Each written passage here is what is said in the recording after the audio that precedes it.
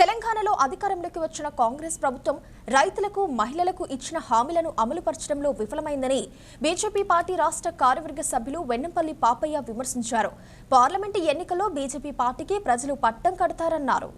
కేసీఆర్ గారిని దించాలన్నటువంటి ఏకైక లక్ష్యంతో ప్రజలందరూ కూడా కాంగ్రెస్ పార్టీకి పట్టం కట్టిండ్రు.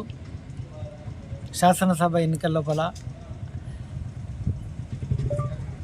అయితే ప్రజలకు ఇచ్చినటువంటి హామీలను అమలు చేయడం లోపల ఈ యొక్క రాష్ట్ర ప్రభుత్వం పూర్తిగా వైఫల్యం చెందింది.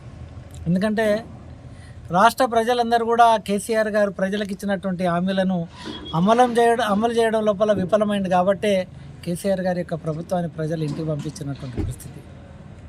ఈ సందర్భంగా ఈ యొక్క రాష్ట్ర ప్రభుత్వాన్ని, రాష్ట్ర ముఖ్యమంత్రి గారిని నేను డిమాండ్ చేస్తూ ఉన్నాను. ఎందుకంటే వరంగల్